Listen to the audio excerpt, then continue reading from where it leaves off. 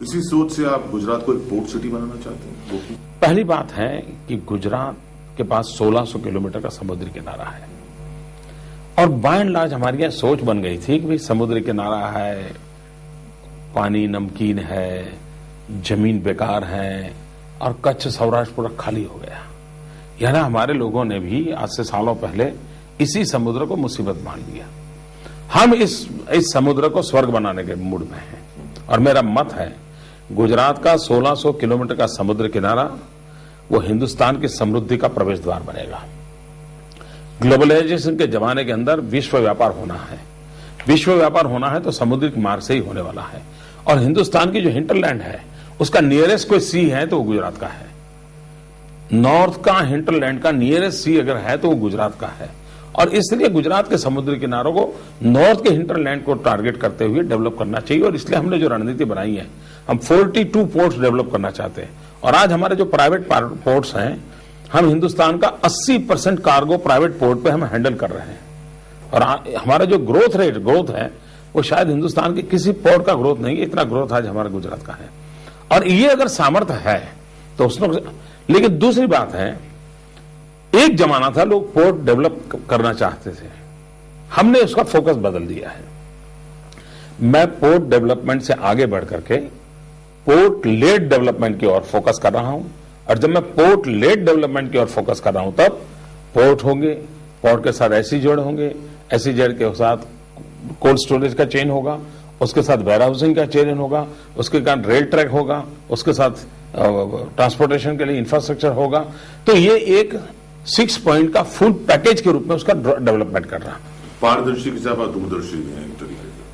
वो दुनिया जो कहे सो कहें, हम मेहनत कश हैं और क्या कहेंगे। इसी की वजह से आप ये ग्लोबल समिट करते हैं, चौथी ग्लोबल समिट है, क्या फायदा होता है इससे? एक फायदे के लिए नहीं करता, ये बताने के लिए करते हैं कि प्रसारण के लिए। मैं ये मानता हूं दुनिया को फायदा कैसे हो, दुनिया का भला कैसे हो, आप तो मार्केटिंग, हिंदुस्तान का भला कैसे हो, इंजीनियर्स तो हैं ही। और इसलिए मैं गुजरात एक ऐसी जगह बताता हूं दुनिया को, आइए भाई आप अपना रुपया बोइए, डॉलर कमाइए, ये मैं लोगों को समझाता हूं और अगर जिसको कमाना होगा वो आएगा।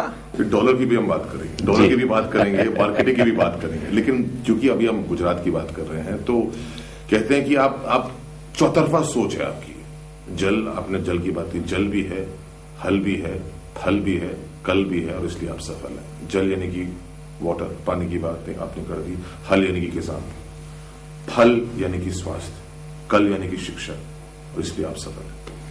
पहली बात यह है कि सरकार एक पिलर पर नहीं चल सकती, डेवलपमेंट एक खंभे पर नहीं होता है।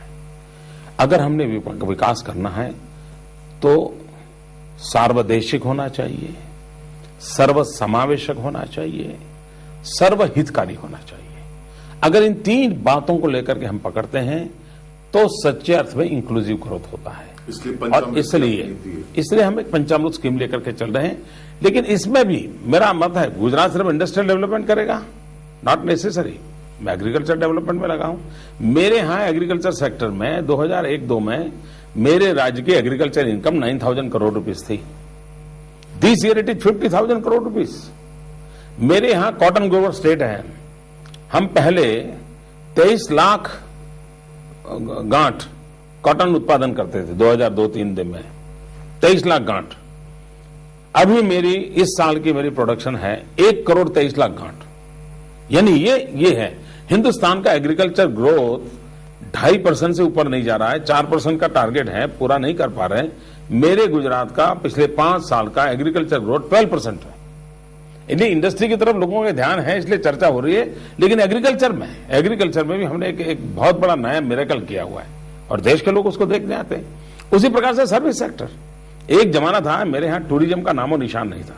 हम गुजराती बढ़िया से बढ़िया टूरिस्ट, दुनिया के किसी भी कोने में जाओ आपको गुजराती मिल जाएगा। लेकिन गुजरात में हमने टूरिज्म नहीं डेवलप किया, हम उस पर ध्यान दिया। आज टूरिज्म मैच पर हमने गुजरात की जगह बना दी है और पिछले साल मेरे यहां टूरिज्म का ग्रोथ 40% है, जबकि हम कहीं नहीं थे।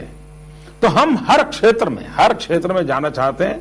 दूसरा, विकास का मेरा सीधा बात है, मेरे सरकार का काम वेल्थ क्रिएशन नहीं है, गवर्नमेंट का काम वेल्थ क्रिएशन नहीं है। मेरी सरकार का काम है गरीब आदमी की जिंदगी में बदलाव लाना, उसकी क्वालिटी ऑफ लाइफ में कैसे चेंज लाऊं, उसके लिए भी तो वेल्थ क्रिएट करनी पड़ेगी। इसलिए वेल्थ क्रिएट करने वालों को मैं प्रोत्साहन दूंगा, लेकिन जो वेल्थ क्रिएट होगी उसको कहां ले जाना, इसके लिए मैं मेहनत करूंगा।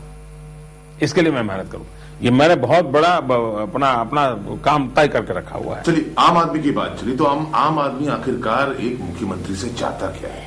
अच्छा राशन, अच्छा भाषण, अच्छा शासन।